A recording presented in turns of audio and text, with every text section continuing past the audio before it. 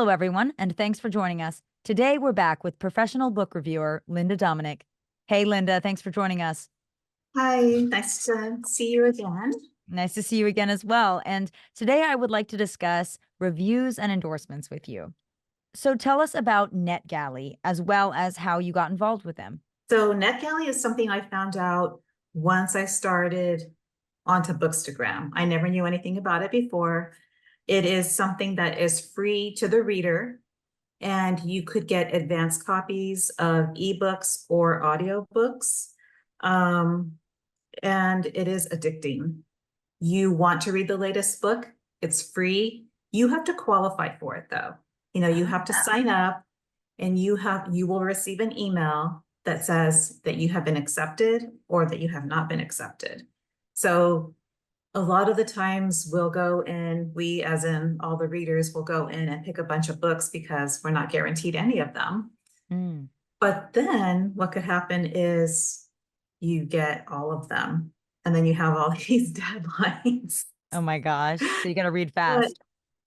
yeah, the nice thing about NetGalley is if it's a ebook, you could actually have the option as a read out loud, so you can make it an audiobook, if you wanted to.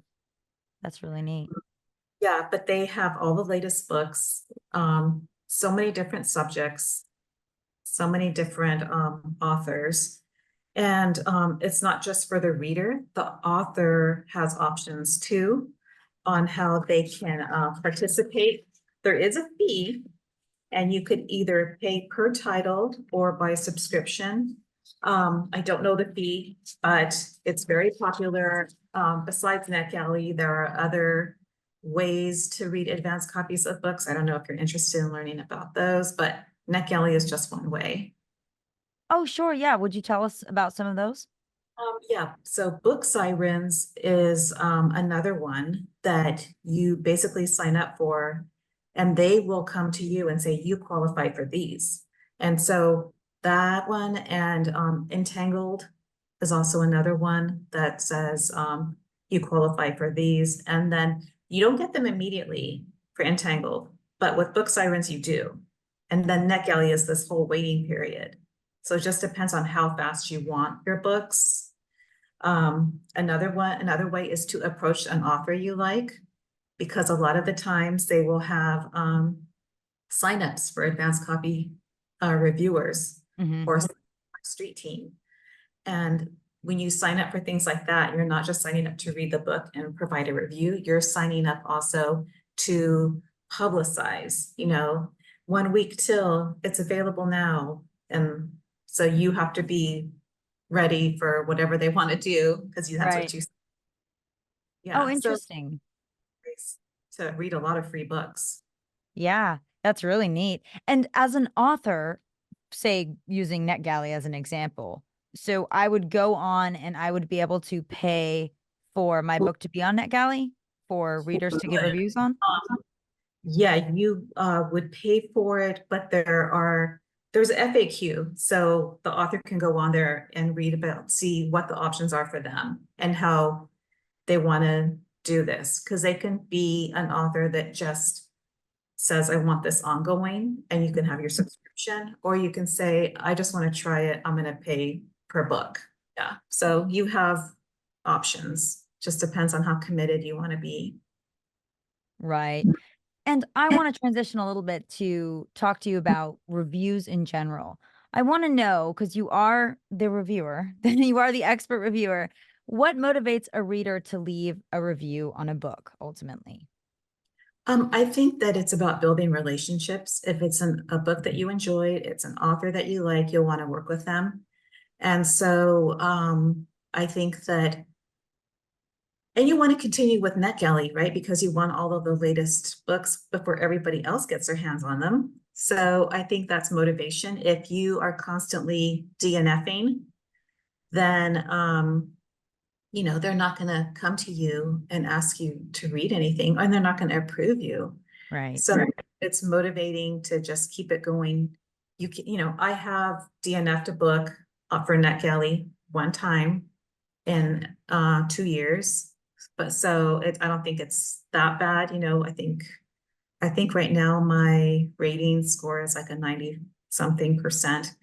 Um, and so I think that you're going to NetGalley and you're looking through the books because you're interested in leaving a review. I don't think people would necessarily go there to read the book and then skip out Not on. leave a review. Yeah, and what would you say if I was a reader that didn't typically leave a review? Would there be any more advice that you could give an author for, if hey, if someone picks up your book and they read it, how do you entice someone that is not a big reviewer of maybe anything in their life to be like, I'm going to give this author a review? Yeah, I think the author should come out and maybe post something or add a story and say, you know, 3 sentences that describe my book. That would Mm, be like really helpful. I have had people send me books in the mail and then ask me to just add 3 or 4 sentences to an Amazon review. That's all that they're asking for. right. And so it doesn't have to be long. And everybody on Bookstagram has done all of these surveys basically saying, we want a review, but we don't want a long one. You Mm, know, read paragraph after paragraph about the book, you know, we want to actually read the book. We don't need to, to read everything that you're, you know. right. So we just want to be like enticed. What was the best thing about it? What was the thing that you could have, you know, skipped over just briefly with some interest? Some people like to add like their favorite quote at the top. The favorite thing I liked about the female main character, the main thing that I liked about the main male character. And then you get to meet the characters that way. So it doesn't have to be long. It doesn't have to be, you know, one word, hated it, um, or loved it, but it just has to, you know, none of mine are very long. But I put them out like 3 or 4 times a week, so they can't be. Right. Like a review, not a summary. Because if you add a synopsis, you're showing what the book is about and then say, this is my thoughts. And that Mm, could be what your, you know, 2 or 3 sentences. right. Right.